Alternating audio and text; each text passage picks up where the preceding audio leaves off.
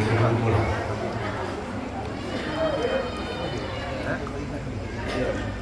Daun salam, daun pepaya. Ulangi. Daun salam, daun pepaya.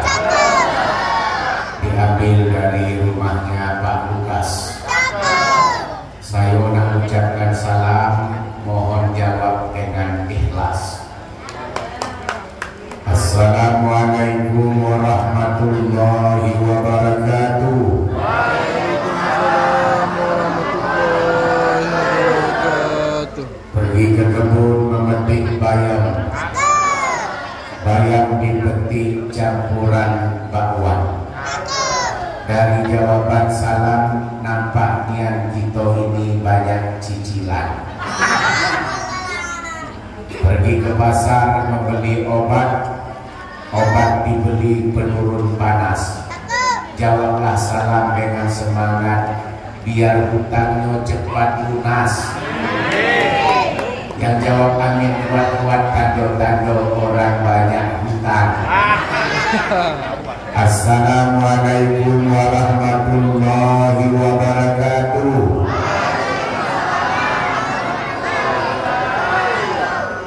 Alhamdulillahi rabbil alamin.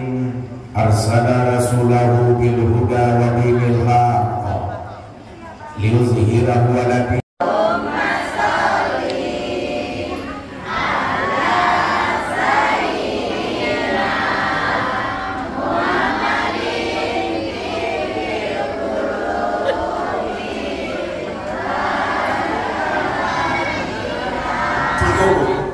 Sekarang bapak-bapak lagi. Yang namanya bapak-bapak, yang namanya cowok berselawat sama-sama kita. Mana yang kuat, ibu-ibu atau bapak-bapak yang berselawat? Siapakah orang yang paling pelit dan kikir itu? Adalah orang yang tak mau berselawat kepadaku, kata Rasulullah. Allahumma salli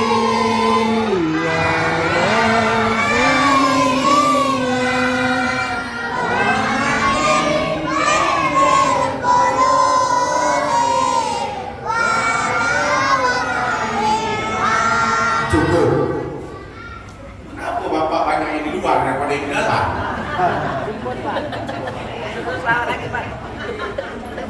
Rupanya di luar itu bisa merokok, di dalam tak bisa. Wajar bapak-bapak itu banyak di luar.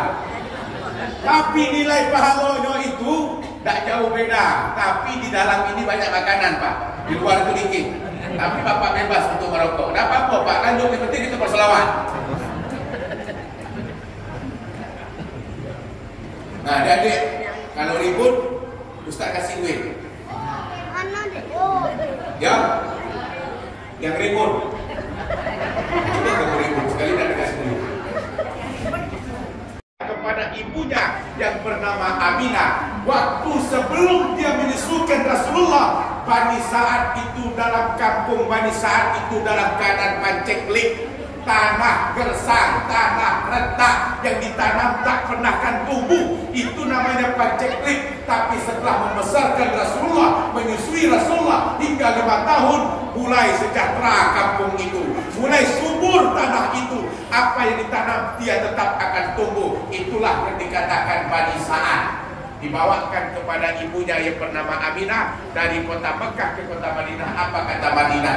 Kata Aminah, wahai Muhammad, kita berangkat ke Madinah. Di Madinah itu banyak paman-pamanmu, banyak kakek-kakekmu. Berangkatlah ibunya Aminah membawa Rasulullah dari kota Mekah ke kota Madinah. Di dalam perjalanan bawa Muhammad itu ada suatu desa, namanya suatu kampung. Apa nama kampungnya itu? Ibunya Aminah meninggal dunia di situ. Tak nyampe Aminah dan Muhammad itu ke kota Madinah. Baru nyampe pertengahan antara Madinah dan kota Mekah, ibunya pula meninggal dunia. Di saat Rasulullah berusia 6 tahun. Apa nama desa dan kampung itu? Siapa yang nak jawab? Ada yang jawab? Berdoa saya di depan pintu multazam itu. Pertama doaku itu apa doa saya itu? Ya Allah, saya berterima kasih kepada pemimpin kami, Bapak Wali Kota, yang telah memberikan umrah gratis kepada saya berangkat ke kota ibadah umrah, berikanlah ia umur yang panjang, sehatkanlah badannya, perluaskanlah rezekinya, sehingga nanti di tahun-tahun yang akan datang besok saya diberikan pula umrah atau haji atau terserahlah di tahun-tahun yang akan datang. Itu doa pertama saya. Berdoa lagi saya yang kedua, ya Allah, di samping saya diberikan rezeki oleh Allah melalui pemimpin-pemimpin saya, ya Allah, usahakan ya Allah nanti saya bisa kembali ke Kota Mekah. Yang ketiga, di samping nanti kalau setelah saya melaksanakan ibadah umrah balik tadi saya ke Jambi, ya Allah, sampai saya di Jambi berikanlah kemampuan ya Allah. Apa kemampuan untuk membelikan mobil Innova atau mobil Pajero? Mahal itu mobil Pajero, Pak. Berapa Pajero sekarang, Pak? Hah? Ada 750 juta. Aduh, waktu 2017 itu mohon ya Allah, kalau balik saya melaksanakan ibadah umrah ya Allah, berikanlah kemampuan untuk membelikan Pajero sampai di Jambi. Boleh kita berdoa kayak gitu, Ibu? Boleh. Boleh. Tempatnya mustajab di depan Ka'bah, dekat sekali dengan Allah, di tanah haram, di tanah suci yang akan dihancurkan oleh pasukan gagah tadi. Berdoa ya Allah. Cuma 750 juta. Allahur Razzaq, Allah Maha Pemberi rezeki, Allahul Ghaniyun, Allah Maha Kaya. Itu sangat kecil bagi Allah kalau Ia berkehendak. Jadi doa itu setelah saya berdoa saya balik ke rumah. Belum nyampe di hotel, ditelepon sama nenek di Jambi, ngasih tahu punya anak saya sakit di sini. Ngasih tahu itu anak sakit, tidak mau minum obat, badannya tinggi, panasnya tinggi, tidur tidak mau, makan tidak mau. Kita suami istri lagi umroh. Tak jadi saya balik ke hotel, balik lagi saya ke Ka'bah itu. Keliling saya cari Multazam itu balik. Malam itu juga keliling lagi. Saya sama paman beliau yang bernama Abu Talib berangkatkan, wahai Muhammad, lah usia 12 tahun Muhammad ini. Ayo kita berangkat ke Bapak, ke sana, ke negeri sana, berniaga, berjualan, berniaga. Dia ajaklah sama Abu Talib itu Muhammad itu untuk berjualan ke negeri sana. Sampai di negeri Sam itu ada pendeta Yahudi, pendeta Nasrani. Siapa yang namanya tahu nama pendetanya itu? Ada tahu nama pendeta Yahudi? Kata pendeta itu, wahai Abu Talib, nanti Muhammad ini kalau dia besar kaget, dia akan diangkatkan oleh Allah derajat kedudukannya itu lebih tinggi. Pendeta Yahudi Nasrani itu yang mengatakan itu. Siapakah yang tahu nama pendetanya? Ada yang tahu pendeta itu? Adik-adik belakang. Ada di depan, ada yang tahu pendeta itu siapa nama pendetanya? Kalau tahu tegak, Ustaz kasih 10.000, 20.000, kasih 20.000. 20.000. Tak tahu? Nah, pendeta itu bernama Buhairah. Kata Buhairah, wahai Abu Talib, ini Muhammad nanti kalau besar dia akan diangkatkan oleh Allah kedudukan dan derajat yang tinggi. Pendeta itu yang mengatakan itu. Sampai Muhammad itu berusia 25 tahun, beliau menikah 25 tahun. Berapa usia 25 tahun? Berapa istri usia istrinya, Bu? 40 tahun. Mana yang bujangan yang belum nikah ya? Belum menikah belum? Belum? Berapa usia gini? Belum dah lewat. Siapa namanya? Oleh. Bukan, namamu siapa? Oleh. Leh. Rasulullah itu nikah usia 25 tahun. Istrinya itu Siti Khadijah usia 40 tahun. Kalau awak kau 28 tahun, kalau nanti dikasih usia 40 tahun mau tidak? Boleh. Ada bapak di sini? Dan ya. Kasih PRT. Ada tak yang RT gitu yang berusia 40 tahun yang belum nikah? Kasih kepada seorang itu.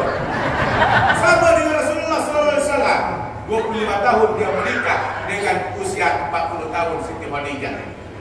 Dapat dia kerasulan usia 40 tahun. Kenabian kerasulan usia Rasulullah itu umur 40 tahun. 10 tahun beliau itu berdakwah di Mekah, 10-13 tahun di kota Madinah, 23 tahun cuma beliau berdakwah. Usia 40 tahun mendapatkan kenabian kerasulan, ditambah berdakwah 23 tahun, 63 tahun. 63 tahun beliau wafat. Meninggal. Wahai nenek, diam Rasulullah setelah diludahin sama nenek. Besok lagi kalau dia lewat di depan rumah nenek tua itu, ditanya lagi. Rupanya nenek itulah nyapu rumah dia, debu-debu lah dikumpulin untuk melemparkan debu itu kepada Rasulullah kalau Rasulullah lewat depan rumah dia. Pas Rasulullah lewat, dilemparkan debu yang sudah pernah dia sapu itu dilemparkan kepada Rasulullah. Tapi Rasulullah pun tetap sabar. Kira-kira ibu, bapak, kalau bapak tak kena kelanggar apa ini nih, langgar nurul ikhlas lewat ke rumah nenek tua kafir pula. Lepas itu dilempar, diludahin sama ibu, bapak macam mana? Marah tidak?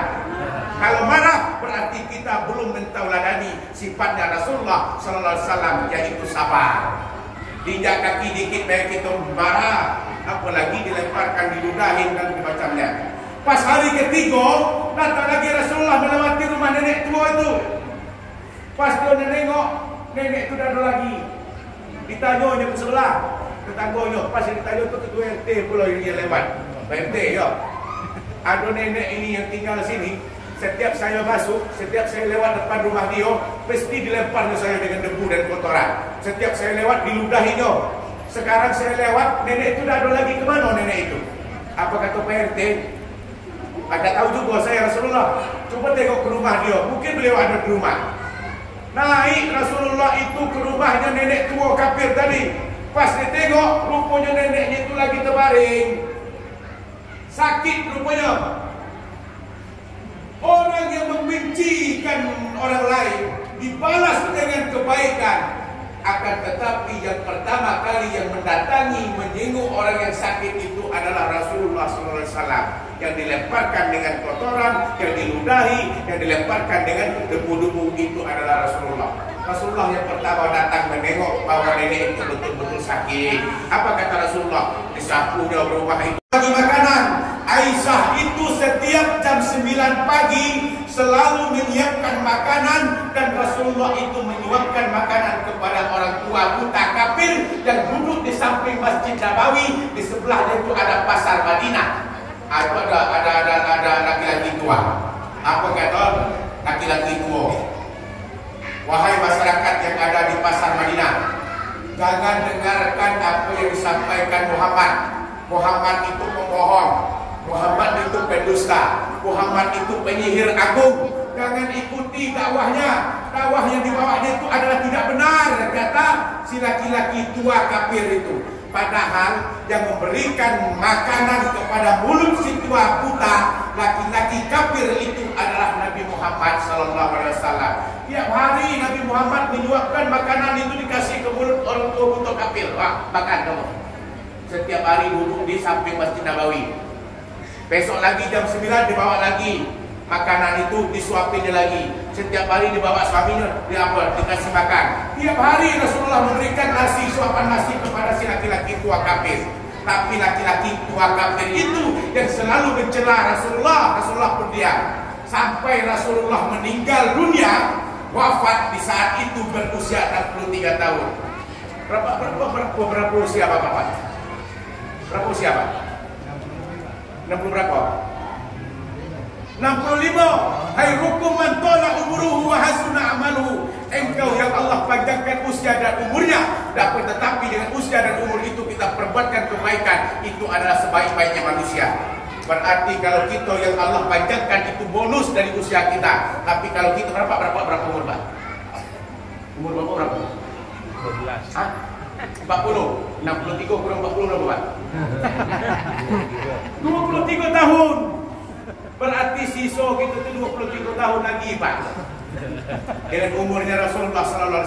Rasulullah meninggal 63 tahun. Waktu Rasulullah meninggal dunia itu pun tak apa, tak langsung meninggal, sakit parah. Kalau beliau sakit itu biasa, Rasulullah sakit itu biasa.